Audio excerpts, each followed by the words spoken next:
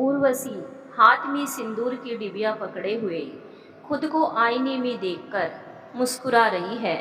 कमरे में उर्वशी के अलावा लकड़ी की एक पुरानी कुर्सी है और एक लकड़ी का बेड है जिस पर उसका पति चेतन औंधे मुंह सोया हुआ है। लाल रंग के बड़े बड़े फूलों वाली सूती चादर आधी उसके पैरों में फंसी हुई है और बाकी की आधी पलंग से नीचे लटक रही है। पलंग के साथ ही दीवार से सटे हुए दो नए संदूक रखे हुए हैं जिन पर सफ़ेद रंग से बड़े ही अनघड़ तरीके से उर्वशी लिखा हुआ है। नाम के साथ ही सगुन वाला कलश भी बना हुआ है। ये संदूक लोहे के कोई साधारण बक्से नहीं थे। यह उर्वशी के पिता की वह जमा पूंजी थी जिसका हिसाब एक पिता को बेटी के पैदा होने के दिन से ही रखना पड़ता है। संदूक पर पीले रंग से उर्वशी का नाम लिखा हुआ है और नाम के ठीक नीचे बीचों बीच कलश बना हुआ है। वैभव की कामना उर्वशी के पिता ने अपनी पुत्री को विदा करते हुए की थी। कमरे की दीवार गुलाबी रंग से पुती हुई है, लेकिन सीलन की वजह से जगह जगह से उनकी पपड़ियाँ छूट रही है। उसी दीवार पर ऊपर की तरफ सफ़ेद रंग की कढ़ाई से बुना हुआ एक आईना लटका हुआ है जिसके ठीक सामने उर्वशी खड़ी है। आईने में झांकते हुए उर्वशी ने अपने मांग में लाल रंग का सिंदूर भरा और फिर संदूक खोलकर उसमें रखा हुआ चूड़ियों का बक्सा निकालने लगी। बक्सा खोलते ही लगा जैसे किसी ने उसके भीतर मोजाइक बिछा दिया हो। उस बक्से में एक सफ़ेद रंग को छोड़कर बाकी सभी रंगों की चूड़ियाँ सजी हुई थी। उर्वशी ने बक्से से लाल, हरी और सुनहरे रंग की चूड़ियाँ निकाली और पहनने लगी। हाथ भर चूड़ियाँ पहन लेने के बाद उसने अपने दोनों हाथों को ऊपर की तरफ उठाकर चूड़ियाँ खनका दी और उन्हें एक बार नीचे से ऊपर तक धकेला। जो महिलाएं हाथ भर चूड़ियाँ पहनती है वे जानती होगी, इस तरह चूड़ियाँ हिलाकर उन्हें हाथों में सलीके से सेट कर लिया जाता है। इसके बाद उर्वशी ने चेतन की तरफ देखा और हल्के से मुस्कुरा दी। उसने चेतन को ठीक से चादर ओढ़ाई। उसके बाद खिड़की पर रखा हुआ आलते का कुल्हड़ उठाया और उसे लेकर आंगन में बैठ गई। अभी कोई 6-7 महीने ही हुए थे चेतन और उर्वशी की शादी को। गेहुए रंग की उर्वशी कद काठी एकदम सामान्य थी। उसकी लंबाई कोई 5 फीट 2 इंच रही होगी, लेकिन छरहरा सौष्ठव होने की वजह से उर्वशी कुछ अधिक लंबी दिखती है। उर्वशी मग्न होकर आलता लगा रही थी। इसी बीच भीतर कमरे से खांसने की आवाज़ आने लगी। उर्वशी ने आलता का कुल्हड़ वहीं छोड़ा और रसोई से पानी का लोटा लेकर कमरे की तरफ दौड़ी। चेतन जाग चुका था और तेज तेज खांस रहा था। उर्वशी ने जल्दी से उसे पानी का गिलास पकड़ाया और उसकी पीठ सहलाते हुए बोली, कितनी खांसी हो रही है? जी, दवा लेने क्यों नहीं जाते? मैं तो कह कहकर थक गई हूँ। अरे तू मेरी परवाह छोड़, ये बता, आज सुबह सुबह ही इतनी सज धज कर तैयार हो गई है?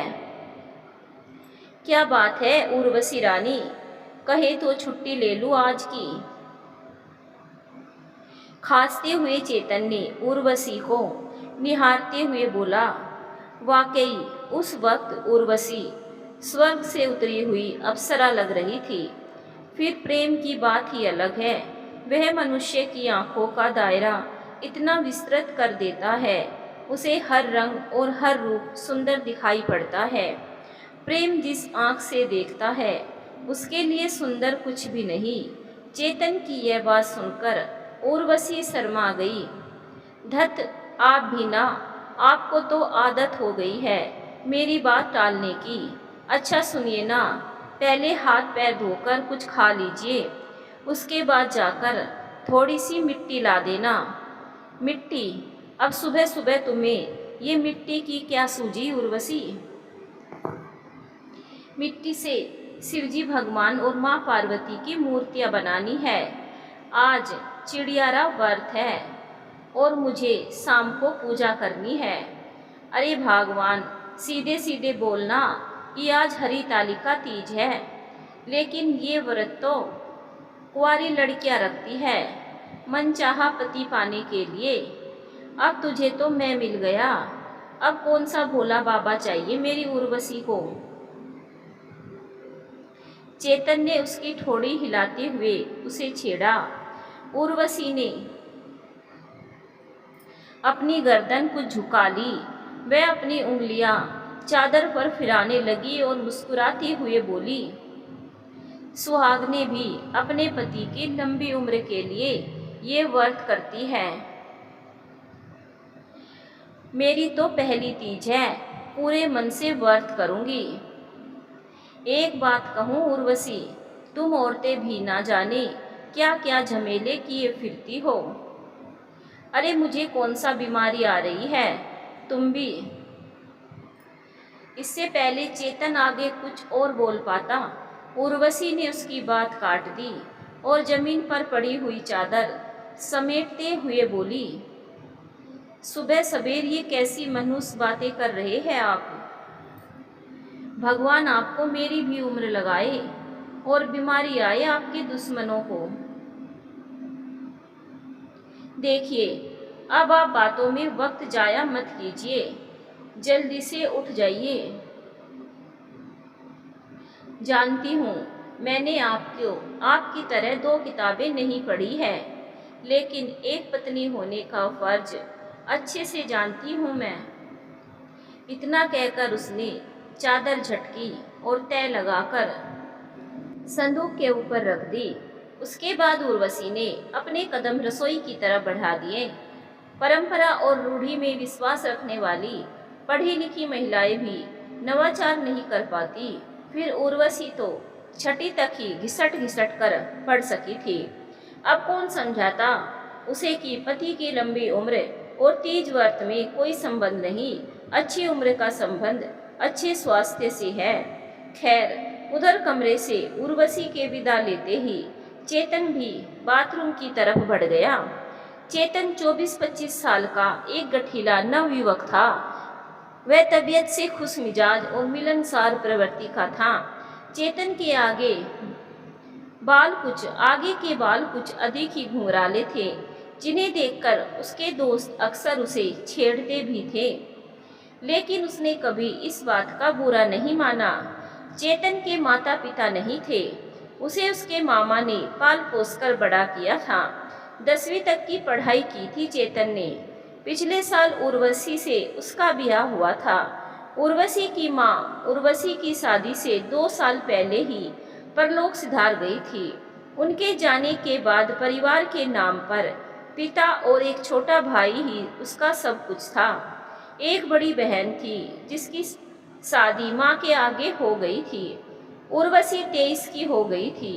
गांव देहात में यूं तो लड़कियां का ब्याह जल्दी ही कर दिया जाता था, लेकिन एक तो उसके पिता के पास दहेज का जुगाड़ नहीं था, दूसरा उर्वशी की माँ भी नहीं थी जो कुछ जमा पूंजी थी बड़ी लड़की की शादी में लगा दी थी। बड़ी बहन की शादी के बाद फिर उसका ब्याह हो जाता तो घर बार कौन संभालता, इसीलिए अब तक उर्वशी का ब्याह टलता रहा। चेतन के मामा और उर्वशी के पिता की पुरानी जान पहचान थी। बरसों बाद एक मित्र के यहाँ शादी में फिर से मिलना हुआ। बात निकली और चेतन के मामा ने उर्वशी के पिता से उसका हाथ चेतन के लिए मांग लिया। इस बार उर्वशी के पिता इनकार नहीं कर सके और यह सोचकर कि रिश्ता स्वीकार कर लिया कि जान पहचान का मामला है, बेटी सुखी रहेगी और आना जाना भी लगा रहेगा। चेतन पास ही के गांव से था। रोजगार के अभाव में कोई 8 साल पहले वह रामगढ़ आया और यहाँ की एक कपड़े की फैक्ट्री में काम करने लगा। लंबे समय से उसे खांसी की शिकायत थी, लेकिन उसने इस बात पर कभी गंभीरता से ध्यान नहीं दिया। चेतन नहा चुका था। तैयार होकर वह पंचायत घर की बगल में बने हुए मंदिर की तरफ गया। वहाँ की खाली पड़ी हुई जमीन से उर्वशी के लिए थोड़ी सी मिट्टी ले आया। लो भई, तुम्हारे लिए मिट्टी ले आया हूँ, तुलसी जी के पास रख दी है। बना लेना अपने मिट्टी के भगवान, अब देर हो रही है, मैं चलता हूँ। आवाज़ सुनकर उर्वशी हाथ में खाने का डब्बा पकड़े हुए चौके से बाहर आई तो देखा चेतन अपनी साइकिल निकाल रहा है। वह खाने का डब्बा चेतन को थमाते हुए बोली, कुछ खा तो लेते, ऐसे भूखे पेट जाओगे। अरे आज आधे दिन का व्रत मैं भी रख लेता हूँ, वक्त ही कहाँ बचा है अब कुछ खाने का।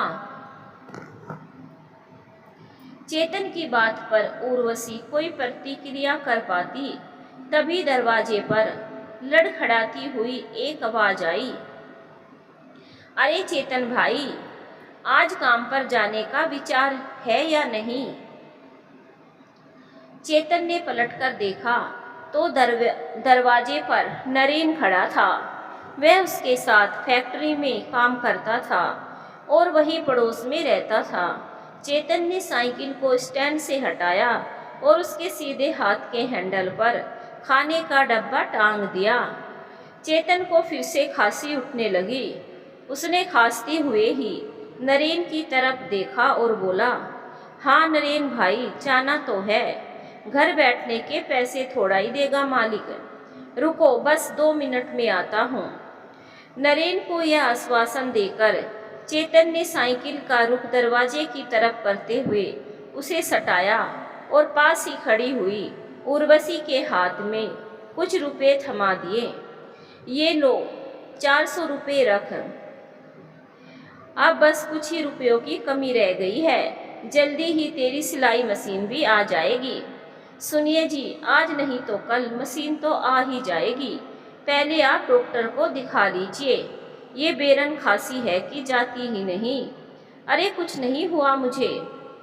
यह कहकर चेतन ने उर्वशी का हाथ अपने हाथ में ले लिया और भावुक होकर बोला, उर्वशी, याद है ब्याह के लिए जब मैं तुझे देखने आया था, कढ़ाई वाले उस पीले सूट में लाल ओढ़नी पहने हुए तू कितनी सोहनी लग रही थी। कितनी कोशिश की मैंने तुझसे बात करने की, लेकिन तेरी लाज थी कि जाती ही नहीं थी। कितनी बार पूछा तुझसे, बताओ क्या अच्छा लगता है तुम्हें, बस एक ही बात निकली थी तेरे मुंह से, मुझे कपड़े सिलना अच्छा लगता है।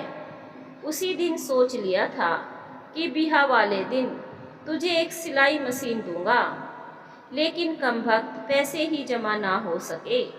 क्या करूं, ये घर का किराया मार देता है। बस एक आध महीना और रुक जा, अब के जाड़ों से पहले ही तेरे हाथ में सिलाई मशीन होगी। चेतन की यह बात सुनकर उर्वशी की आंखें चमक से भर आई और ब्याह के वक्त की बातें याद कर वह भी भावुक हो गई थी। उर्वशी, तू भी ना मुझे बातों में उलझा देती है। चल अब जाकर अपने मिट्टी के खिलौने मढ़, सांझ को मिलता हूँ। नरेन द्वार पे खड़े खड़े सूख गया होगा। चेतन ने हंसते हुए उर्वशी की तरफ देखा, फिर साइकिल को स्टैंड से उतारा और अपने काम पर चला गया। तीज की पूजा संपन्न हो चुकी थी और संध्या ढलने को थी। उर्वशी ने लाल और हरे रंग का सूट पहना हुआ था। सुर्ख मेहंदी से भरे हुए उसके हाथों में लाल, हरी और सुनहरी रंग की चूड़ियाँ खूब सुंदर लग रही थी। उसका चेहरा किसी नई नवेली दुल्हन की भांति चमक रहा था। अब कमी थी तो बस चेतन की, जिसका इंतजार करती हुई उर्वशी आंगन में बैठी हुई थी। वह बार बार आंखें उठाकर खुली हुई चौखट की तरफ देखने लगती। आंगन में तुलसी जी के पास एक बड़े आकार का दीपक जल रहा था। उर्वशी ने अपने हाथों में मिट्टी की वह चिड़िया पकड़ी हुई थी जो उसने तीज की पूजा के लिए बनाई थी। वह बार बार चिड़िया को देखती, उसे अलटती पलटती और ना मालूम क्या सोचकर मुस्कुराने लगती। उर्वशी अपनी ही दुनिया में खेल रही थी। तभी बदहवास सा नरेन आंगन में आया और जोर से चिल्लाने लगा, भाभी भाभी जल्दी चलो, चेतन भैया अस्पताल में भर्ती है। यह सुनकर उर्वशी तो जैसे सुन ही पड़ गई और सपनों की सुनहरी दुनिया में भागता हुआ उसका मन यथार्थ के धरातल पर ठोकर खाकर धम से गिर पड़ा। इस घबराहट में वह जैसे ही खड़ी हुई, उसके हाथों से छूटकर चिड़िया नीचे गिरी और गिरी पड़ी और चटाक से टूट गई। क्या हुआ नरेन भैया, वो ठीक तो है ना? तुम बस चलो भाभी, इस वक्त कोई और सवाल नहीं। उर्वशी नरेन की साइकिल पर बैठी। कोई घंटे भर बाद दोनों जिले के सिविल अस्पताल पहुंचे। उर्वशी नरेन के पीछे पीछे तेज कदमों से जनरल वार्ड की तरफ बढ़ी। वार्ड में घुसते ही उर्वशी ने सब तरफ नजरें दौड़ाई और देखा सीधे हाथ पर कोई 30-22 कदम आगे एक पलंग पर चेतन लेटा हुआ था। उसके सिरहाने की तरफ एक जवान डॉक्टर खड़ा था, जिसका हाथ चेतन की नब्ज पर था। उसके साथ में 2 नर्स भी थी, जिन्हें बीच बीच में वह कुछ समझा रहा था। चेतन बहुत जोर जोर से सांस ले रहा था। उसे बीच बीच में तेज खांसी भी उठ रही थी। यह दृश्य देखकर उर्वशी का तो जैसे खून ही जम गया। किसी तरह खुद को संभालते हुए वह डॉक्टर की तरफ बढ़ी, लेकिन नर्स ने उसके कंधे पर अपना हाथ रखकर उसे रुकने का इशारा किया। थोड़ी देर बाद डॉक्टर ने जो कुछ उर्वशी को बताया, उसे सुनकर उसके पैरों तले से जमीन ही खिसक गई। चेतन की तबीयत काफी नाजुक थी। यह जानने के बाद उर्वशी के खुशरंग जीवन भर पर इस तरह का उदासी छा गई, जैसे ब्याह की रौनक या उत्सव की खुमारी के बाद घर सुनसान सा हो जाता है और उसकी खामोशी एक किस्म के अवसाद सी लगने लगती है। सुध बुध खोए दिन रात वह चेतन की सेवा में लगी रही, लेकिन नियति को कुछ और ही मंजूर था। डॉक्टरों की तमाम कोशिशों और उर्वशी की जी तोड़ सेवा के बावजूद चेतन की सांसों की डोर टूट गई और आखिरकार 2 हफ्ते बाद वह चल बसा। ऐसमय किसी का चले जाना कठोर से कठोर मनुष्य को भी असहनीय वेदना से भर देता है। फिर चेतन तो उर्वशी का जीवन साथी था और उसके जीवन का एकमात्र आधार थी। चेतन को गुजरे हुए आज लगभग 5 साल हो चुके थे। वक्त की ऐसी मार पड़ी कि चेतन के जाने के 2 महीने के भीतर ही उर्वशी के पिता भी चल बसे। रिश्ते के नाम पर अब उसका 3 साल छोटा भाई दीपक और एक बड़ी बहन जो अपने ससुराल में थी, बाकी बचे थे। बड़ी बहन भी बीमार चल रही थी। इसी कारण पिता की मृत्यु के बाद से दीपक उसके साथ ही रह रहा था। 7वीं पास दीपक स्वभाव से घुन्ना और बेहद चिड़चिड़ा था। आजकल वह पास की एक दुकान में मोटर मैकेनिक के काम पर लगा हुआ था। दीपक का दिल डोल काफी अच्छा था और वह अपने बालों को हमेशा स्टाइल्स करके रखता था। हो भी क्यों ना, उस पर हिंदी फिल्मों में जाने का भूत जो सवार था। मैकेनिक के रोजगार में रुचि न होने के कारण वह कई दिनों तक काम पर भी नहीं जाता था, लेकिन उसके स्वभाव की अच्छी बात यह थी कि उर्वशी की कही बात वह अक्सर चुपचाप मान लेता था। जोड़ जुगाड़ कर कोई 5-6 हजार मिल जाते थे उसे। उर्वशी भी पिछले 1.5 साल से मोहल्ले के एक पुराने दर्जी के यहाँ काम कर रही थी। भाई बहन की कमाई से किसी तरह बसर हो रहा था। रहमान साहब मोहल्ले के सबसे आला दर्जी और एक अदब इंसान, पसंद इंसान थे। ऐसा कोई फैशन नहीं था जो उनकी समझ में ना आए। मोहल्ले की औरतें उनसे खूब हंसी मजाक करती थी। इसके चलते अक्सर एक माहौल सा बना रहता था। उनकी दुकान पर रहमान साहब की एक खास आदत थी, वो काम करते हुए टेलीविजन पर हमेशा कोई समाचार चैनल खोल कर रखते थे। देश और समाज के मुद्दों में काफ़ी रुचि थी उनकी। रोज़मर्रा की तरह रहमान साहब दुकान पर आए। कुछ देर में उर्वशी भी आ गई। उसने रहमान साहब से दुआ सलाम की और आते ही अपना काम संभाल लिया। घड़ी में 10:30 बजने को थे और हमेशा की तरह हीना चाय लेकर दुकान पर हाजिर थी। हीना रहमान साहब की इकलौती बेटी थी। उनका जो कुछ भी जो कुछ भी थी बस हीना ही थी। वह बहुत छोटी सी थी जब उसकी अम्मी इस दुनिया से अलविदा कर गई। उसके बाद अब्बू अम्मी दोनों बनकर रहमान साहब ने उसकी परवरिश की। उन्होंने उसी के नाम पर दुकान का नाम हीना लेडीज टेलर रखा था। तो जितनी उम्र हीना की थी लगभग उतनी ही पुरानी उनकी दुकान भी थी।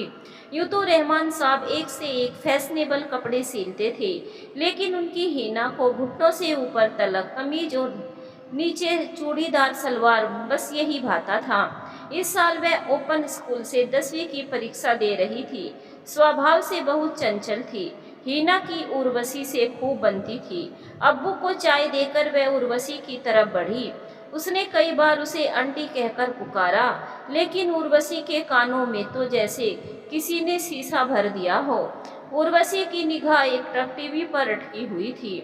हीना ने टीवी की तरफ देखा तो किसी बीमारी पर खबर चल रही थी।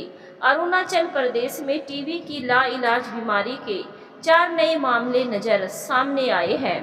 सीमेंट और कपड़ा फैक्ट्री में काम करने वाले इन चारों मजदूरों की सैंपल रिपोर्ट से यह खुलासा हुआ है। अभी पिछले ही महीने 2 मजदूरों की इस बीमारी से मौत हुई है। ऐसा सालों से हो रहा है, फिर भी राज्य प्रशासन इस पर ध्यान नहीं दे रहा है। सुप्रीम कोर्ट इस बीमारी को लेकर राज्य सरकारों को पहले ही अलर्ट कर चुका है।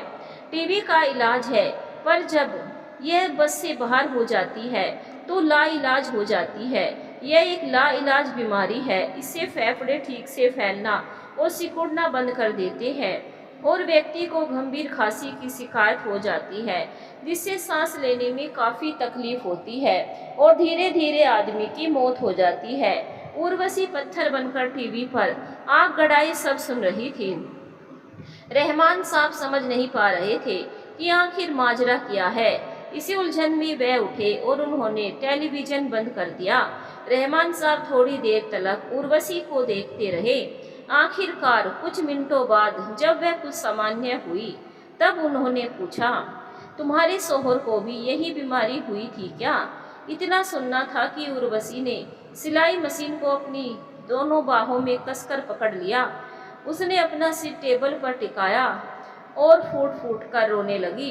रहमान साहब को अब कुछ कुछ समझ आ रहा था। उन्होंने उर्वशी के सर पर अपना हाथ ऐसे रख दिया जैसे कोई बुजुर्ग रोते हुए बच्चों के सिर पर वात्सल्य से रख देता है। दूसरी मशीन पर बैठा हैदर यह सब देख रहा था। छोटे कद का हैदर उनके यहाँ पिछले 12 सालों से काम कर रहा था। उसी क्षण में हैदर ने किसी किस्म का वाचिक या भौतिक हस्तक्षेप तो नहीं किया, लेकिन वह मन ही मन उस्ताद रहमान की सहृदयता को सलाम कर रहा था। जीवन साथी और पिता के चले जाने के बाद उर्वशी की दुनिया अब छोटे भाई दीपक तक ही सिमट कर रह गई थी। उसकी बड़ी बहन भी लंबी बीमारी के कारण दुनिया को छोड़कर जा चुकी थी। उसे दिन रात केवल दीपक की चिंता लगी रहती थी। दुकान का मालिक कई बार दीपक की अनियमितता को लेकर उर्वशी से उसकी शिकायत कर चुका था। दीपक को नशीले पदार्थ खाने की लत हो गई थी, शायद जुआ भी खेलने लगा था।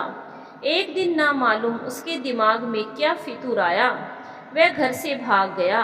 कहाँ गया होगा कोई नहीं जानता। उसकी कोई खबर फिर कभी नहीं आई। जब कुछ और नहीं सूझा तो उर्वशी अकेले ही थाने चली गई, दीपक की गुमशुदगी की रिपोर्ट लिखवाने। रिपोर्ट लिखना तो दूर, दरोगा ने उल्टा उसे ही धर लिया। दबी आवाज में तो लोग यह भी कहते हैं कि अकेली औरत को देख दरोगा छेड़छाड़ खानी पर उतर आया था। मरती क्या ना करती, आखिरकार अपना सामू लेकर घर वापस लौटना पड़ा उसे। भाई साथ रहता तो एक बेफिक्री सी रहती थी। अब उर्वशी बिल्कुल अकेली रह गई थी और एक सोए हुए समाज का सहूर है कि अकेली औरत को वह खुली तिजोरी की तरह समझता है। अकेली औरत लूट खसोट की सार्वजनिक संपत्ति है जिस पर कोई भी आकर अपना अधिकार जमा सकता है। उर्वशी के लिए भी समाज का यह दस्तूर नहीं बदलने वाला था। एक दिन तो हद ही हो गई जब मकान मालिक किराया लेने के लिए घर आया और उसने अनजान बनते हुए उर्वशी को छू लिया। उसने उर्वशी का कंधा दबाते हुए उससे कहा, तुम्हारा भाई भाग गया है। लेकिन तुम किस बात की चिंता करती हो? पति नहीं है तो क्या हुआ, मैं तो हूँ, मैं तुम्हारा ख्याल रखूंगा। और सुनो, तुम्हें किराया देने की भी जरूरत नहीं। तुम्हारे 100-200 रुपये से मैं कौन सा धन्ना सेठ हो जाऊंगा, लेकिन तुम्हारी मदद हो जाएगी। ठीक कहा ना मैंने? और फिर रहमान साहब का भी तो ख्याल रखती हो, थोड़ा हमारा भी रख लेना। उसकी यह बात सुनकर उर्वशी तनाव में आ गई। शायद वह डर गई थी। उस दिन उसने किसी तरह मकान मालिक को चलता किया। उसके बाद 2 दिन वह काम पर भी नहीं गई। जब रहमान साहब ने हैदर को उसकी खबर लेने भेजा तो उसके साथ वाले कमरे में रह रही महिला से मालूम हुआ कि उर्वशी के साथ यह सब घटित हुआ है।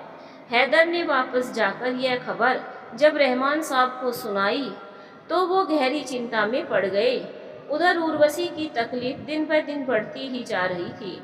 भाई के रहते तो किसी की हिम्मत नहीं हुई, लेकिन जब से उर्वशी अकेली रह गई थी, तब से लोग उसे और रहमान साहब को लेकर भी तरह तरह की बातें करने लगे थे। रहमान साहब का काफ़ी रुतबा था मोहल्ले में, लेकिन दिक्कत यह है कि जब औरत की बात आती है तब हमारा समाज एक औरत और आदमी के संबंध को गलत नज़र से देखते हैं। रहमान साहब भी इस सब से बेखबर नहीं थे। वे इस बारे में उर्वशी से बात करना चाहते थे, लेकिन अपनी सीमाएं जानकर वे अब तक चुप बैठे थे। रहमान साहब के दिमाग में भी बहुत सी बातें करवट ले रही थी। आने वाली रातें उन पर भी भारी होने वाली थी। घड़ी की सुई 10:30 बजा रही थी। हिना वक्त पर चाय लेकर सामने खड़ी थी।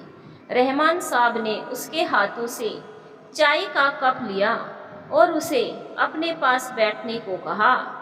उन्होंने हिना का हाथ पकड़कर उससे पूछा, जानता हूँ अब तुम भी बड़ी हो गई हो और मेरी भी उम्र नहीं रही शादी के मसले में पड़ने की, लेकिन अगर तुम्हें एक माँ ला दूँ तो देखो बेटी, अगर तुम तैयार नहीं हो तो मैं इस तरफ सोचूंगा भी नहीं। हिना एक झटके से बोली, बाबा अगर वह माँ उर्वशी आंटी जैसी हो तो मेरी तरफ से हाँ है, मुझे भी माँ चाहिए बाबा। यह कहते हुए हिना की आंखें डबडबा आई और बरसों माँ के नहीं होने की पीड़ा उनमें झलकने लगी। रहमान साहब को हिना से इस उत्तर की उम्मीद बिल्कुल नहीं थी। शायद उनसे पहले हिना इस तरफ सोच चुकी थी। रहमान साहब ने बरबस ही उसे गले से लगा लिया, उसे सलामत रहने का आशीष दिया और उसके लिए झोली भर दुआएं मांगने लगे।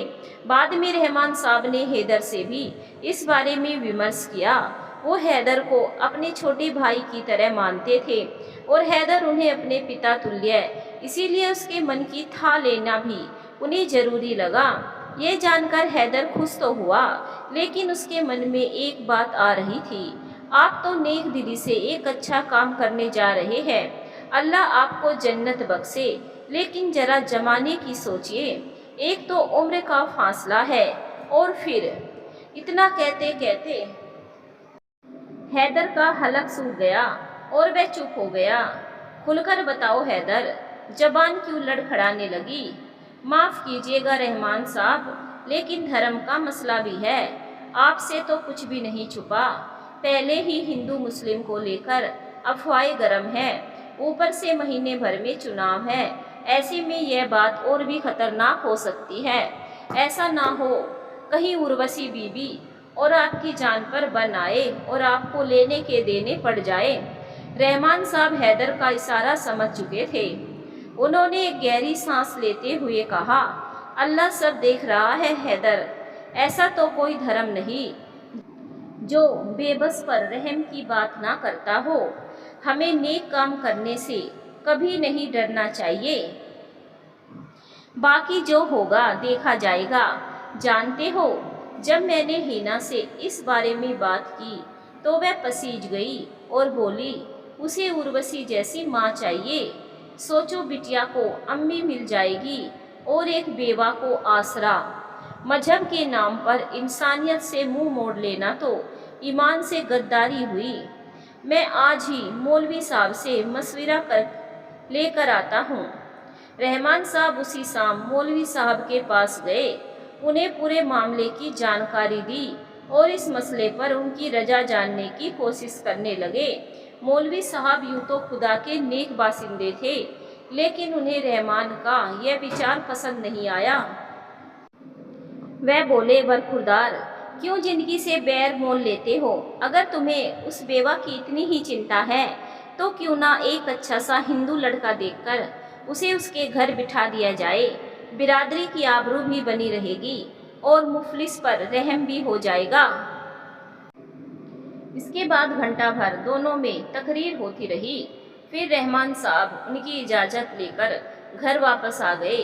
दरअसल जब मजहब इंसान के हाथों की कठपुतली बन जाता है तब उससे सबसे पहले इंसानियत ही पदस्थ होती है। ऐसे में धर्म के ठेकेदार अपनी फसल बोते हैं और सियासत अपनी फसल काटती है। उर्वशी जिंदगी की परेशानियों से लड़ते लड़ते अब ऊब चुकी थी। आखिर एक भाई का ही तो सारा था उसके जीवन में। दीपक कैसा भी था, उसे जीवन की एक आस रहती थी। अब झूठ के लिए भी कोई नहीं था उसके पास।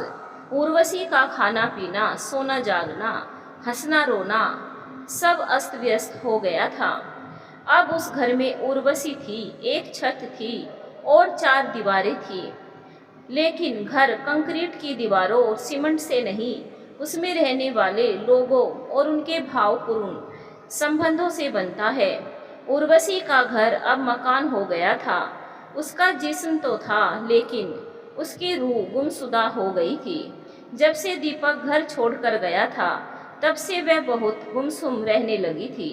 आज कोई 3 दिन बाद उर्वशी दुकान पर आई थी। सिलाई का काम जारी था। इसी बीच रहमान साहब जुगत लगाते रहे कि आखिर किस तरह उर्वशी से बात की जाए। उन्होंने कई बार कोशिश भी की, लेकिन कुछ तो था जो उन्हें रोक लेता था। वो चाहते थे कि जिस वक्त हीना दुकान पर हो तब बात की जाए, तो उर्वशी के लिए भी थोड़ा सहज हो जाएगा। ऐसे भी हीना और उर्वशी में बहुत गहरा संबंध था, प्रेम का। लेकिन हीना जब सुबह की चाय लेकर आई तब उन्होंने बात करने का वह मौका गंवा दिया। शाम के 4 बजे हीना फिर से चाय लेकर आई। सबके टेबल पर चाय रखकर जब वह जाने लगी तो रहमान साहब ने उसे वहीं रुकने का इशारा किया और उर्वशी से मुखातिब होकर बोले, हीना बहुत छोटी थी जब उसकी अम्मी चल बसी। तब से इसकी अम्मी भी मैं ही हूँ और अब्बू भी। अब हीना साइनी हो रही है। अल्लाह ने चाहा तो कुछ 1 साल में इसका भी निकाह पढ़ा जाएगा। सोचता हूँ जवान बच्ची की जिम्मेदारी अकेले कैसे उठाऊंगा।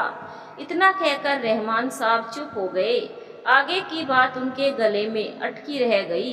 कुछ देर तक कोई नहीं बोला। फिर हीना ने इस चुप्पी को तोड़ा।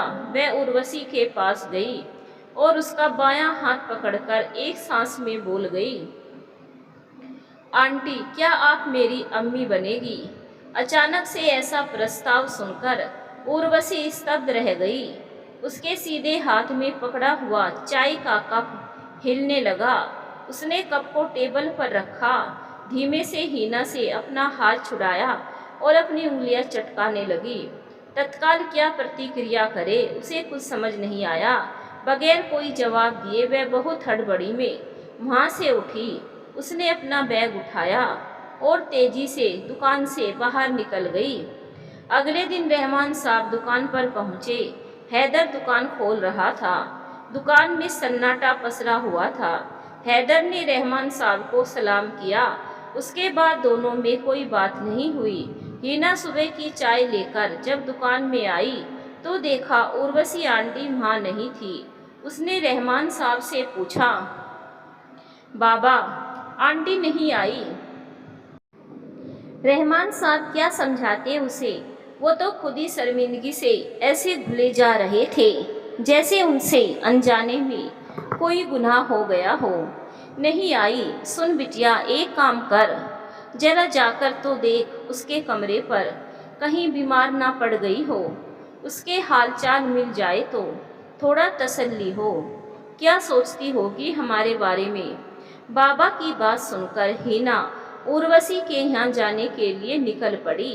आम दिनों में भी रविवार को जब दुकान की छुट्टी रहती थी तब हीना अक्सर उर्वशी के कमरे पर आ जाया करती थी। दोनों में खूब अच्छी पड़ती थी। दोनों बैठकर खूब बातें करते। यह सब जानकर रहमान साहब अक्सर हीना को छेड़ते भी थे कि उसने दो दो घर बसा रखे हैं। उर्वशी का कमरा दुकान से कोई 700 मीटर की दूरी पर रहा होगा।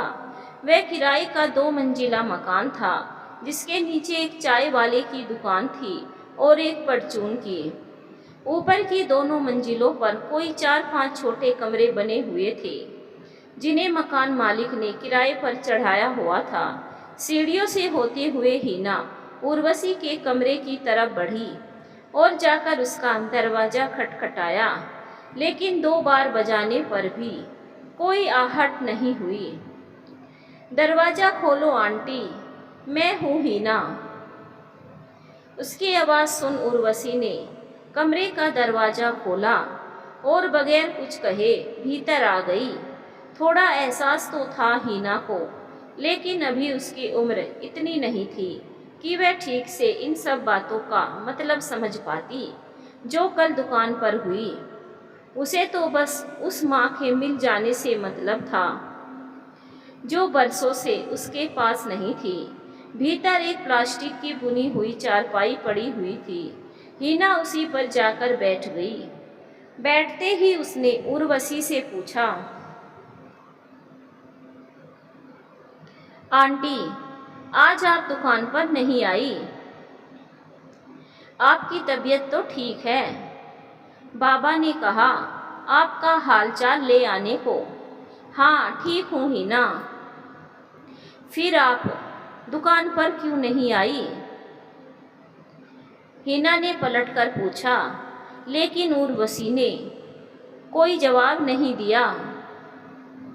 आप बाबा की कल वाली बात से खफा है ना? लेकिन बाबा ही नहीं, मैं भी ऐसा ही चाहती हूँ कि आप मेरी अम्मी बन जाए। इतना कहकर वह पास बैठी उर्वशी से लिपट गई और फपक फपक कर रोने लगी। बताइए ना, आप मेरी अम्मी बनेगी? क्या मैं आपको पसंद नहीं हूँ? हीना को इस तरह फपकता देखकर उर्वशी का भी मन भर आया। उसने उसे कसकर पकड़ लिया। कुछ देर तक दोनों ही एक दूसरे की बाहों में लिपटकर रोती रही, जैसे बरसों की पीड़ा को आश्रय मिल गया हो। कोई 8-10 मिनट के बाद उर्वशी ने उसकी आंख अपने दुपट्टे से के किनारे से पोंछते हुए कहा, तुम तो मेरी प्यारी हीना हो, तुम परी हो, और परियों को कौन पसंद नहीं करता। एक तुम ही तो हो जिसके साथ बैठकर कुछ सुकून मिलता है, और तो कुछ भी बाकी नहीं रहा मेरे जीवन में। तुम मेरी बेटी ही तो हो हीना, लेकिन दोबारा शादी का सोचना भी मेरे लिए पाप है। तो आप मेरी अम्मी नहीं बनेगी? मुझे मेरी अम्मी कभी नहीं मिलेगी, कभी भी नहीं। हीना फिर से रोने लगी। उर्वशी ने बहुत प्यार से उसे गले से लगा लिया और उसका माथा चूमते हुए बोली, बच्चे को जन्म देने भर से ही एक औरत माँ नहीं बन जाती। कभी कहा नहीं, लेकिन तुम्हें हमेशा अपनी बेटी ही माना है मैंने। तुम अभी छोटी हो, सब कुछ नहीं समझा सकती। मेरी कुछ मजबूरियां हैं हीना, जब तुम बड़ी हो जाओगी तो समझ सकोगी। दिल छोटा मत करो, और कुछ भी तो नहीं बदला है हमारे बीच। चलो अब घर जाओ, बहुत देर हो गई है। रहमान साहब तुम्हारी राह देखते होंगे। नहीं, मैं नहीं जाऊंगी। पहले आप वादा कीजिए, कल दुकान पर जरूर आएगी आप। बोलिए, आएगी ना आप?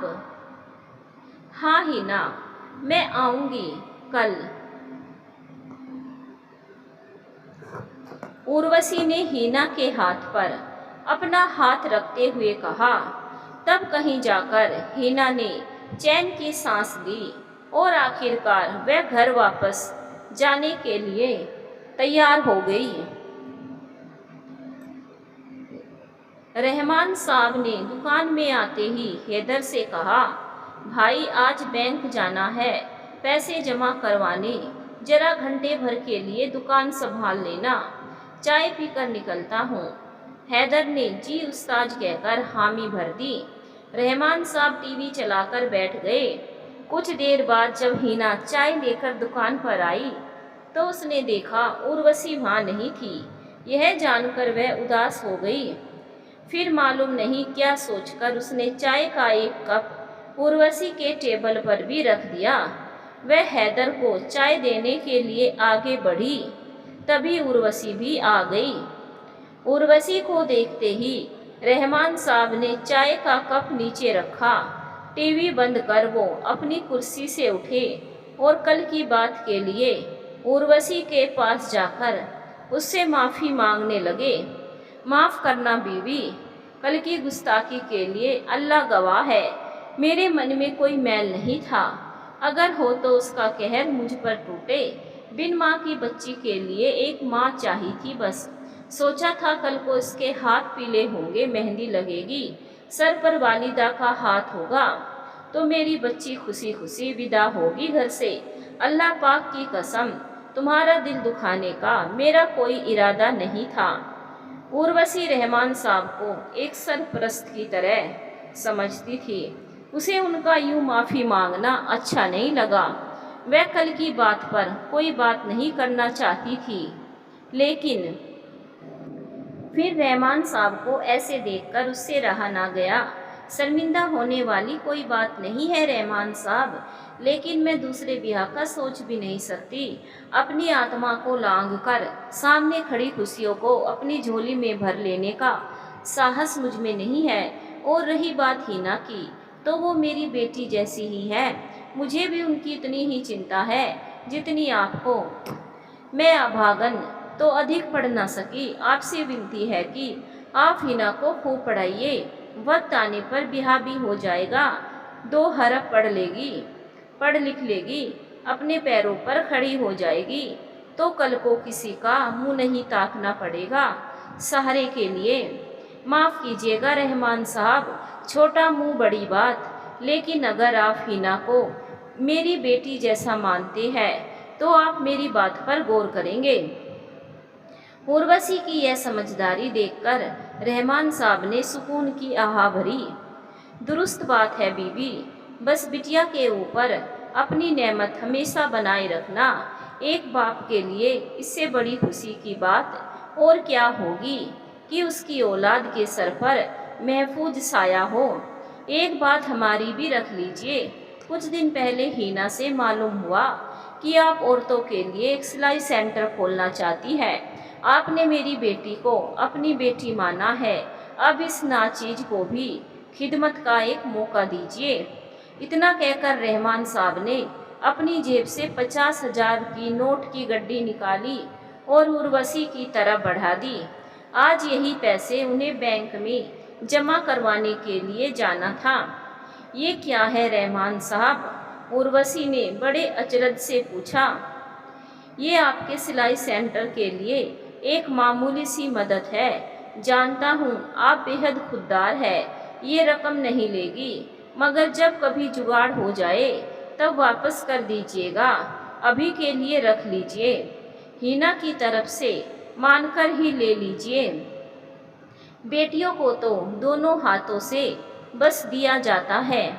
उर्वशी ने पास खड़ी हिना के सर पर हाथ रखते हुए कहा,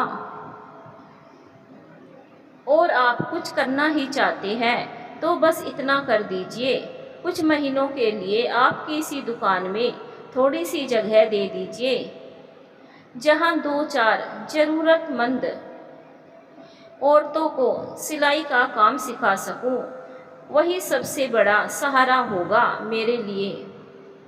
रहमान साहब मन ही मन उर्वशी के इस संकल्प को सलाम कर रहे थे। सलामत रहो बीबी, अल्लाह आपको नेमत और सेहत दोनों बख्शे। अपने लिए तो सभी करते हैं, लेकिन जो दूसरों का सहारा बनता है उससे बड़ा पीर और कोई नहीं। आप बेतकल्लुफ़ होकर यहाँ काम शुरू कीजिए। मैं कल ही 2 मशीनें और लगवा देता हूँ। बस अब आप कुछ नहीं कहेगी। अल्लाह की कुछ रहमत पर हम पर भी होने दीजिए। सारी नेमत आप अकेले ही हड़प लेना चाहती हैं, यह हम होने नहीं देंगे। रहमान साहब की यह बात सुनकर हिना, हैदर और उर्वशी तीनों हंस पड़े। धीरे धीरे उर्वशी ने अपना एक सिलाई सेंटर खोल लिया। हिना ने भी अब ग्रेजुएशन कर लिया था। सिलाई सेंटर में जो महिलाएं सिलाई सीखने आती थी, हिना उन्हें पढ़ना लिखना सिखाती थी ताकि वह भी हिसाब किताब अच्छे से कर सके। कुछ दिनों बाद हिना का निकाह बहुत ही अच्छे परिवार में कर दिया गया। उर्वशी की सिलाई सेंटर में आज 500 महिलाएं और लड़कियां सिलाई सीखने आती हैं। उर्वशी के भाई दीपक का आज तक कुछ भी पता नहीं चला। उर्वशी आज आत्मनिर्भर है और बहुत महिलाओं का सहारा बनी हुई है। जो कभी एक सहारे के लिए तरसती थी, आज 500 महिलाओं लड़कियों का सहारा बनी हुई है।